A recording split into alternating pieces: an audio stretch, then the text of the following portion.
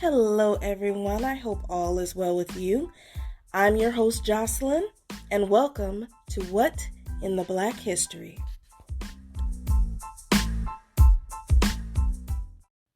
Hello. Welcome. Thank you for joining me on What in the Black History. So, this is my very first episode, so I'm kind of excited.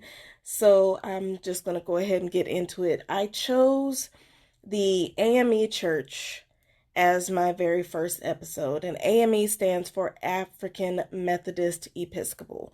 The reason why I chose this as my first episode: one, I grew up in the AME Church. Two, the AME Church is part of the reason that I know so many different facts about the lesser known people, places, and events in Black history.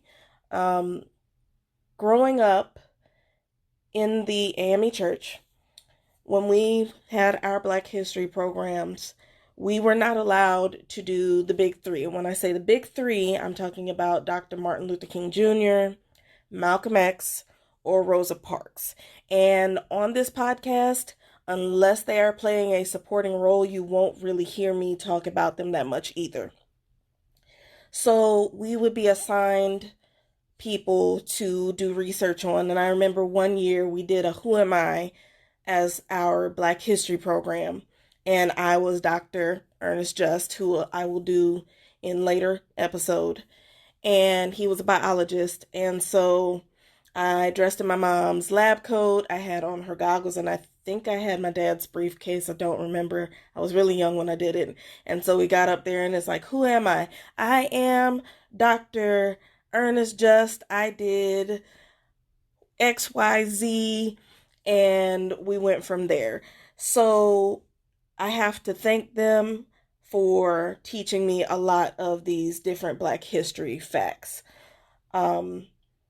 So let's go ahead and get into it, and I hope you enjoy and learn a little something. So, the AME Church was the first organized Black denomination in the United States. It was one of the only denominations created not because of theological differences, but because of racial issues.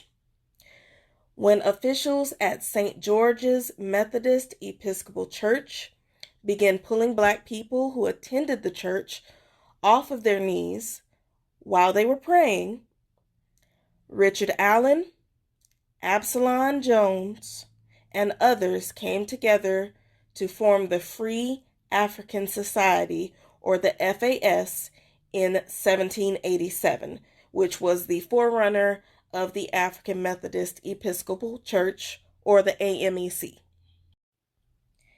In 1794, Bethel AME, or as we call it, Mother Bethel, was dedicated with Richard Allen as pastor. In 1807 and 1815, Richard Allen successfully sued in Pennsylvania courts for the right of his congregation to exist as an independent institution. So, in 1816, Richard Allen was consecrated or declared as bishop of the newly formed AME denomination. By 1880, membership had reached 400,000 members. The AME Church also established HBCUs like Wilberforce University. The AME Church has more than 20 Episcopal districts in 29 countries across 5 continents. That's a lot. In 2020, the AME Church reported more than 2,500,000 members and 7,000 congregations across North America, the Caribbean, Sub-Saharan Africa, and in Guyana in South America and the United Kingdom.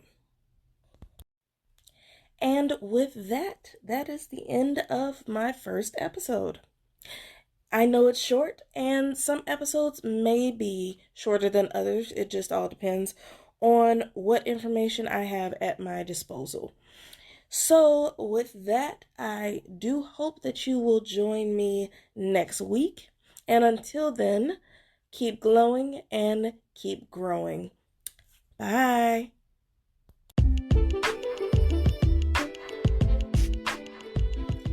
Thank you for joining me today on What in the Black History. If you enjoyed the show, please leave a 5-star rating on Spotify to help the show grow. You can also help the show grow by telling your friends, family, and coworkers to listen in. Stream What in the Black History on Spotify, Amazon Music, iHeartRadio, or wherever you get your favorite podcasts. And if you have any suggestions on little-known Black history facts that you think that I should do, email me at whatintheblackhistory@gmail.com. Bye.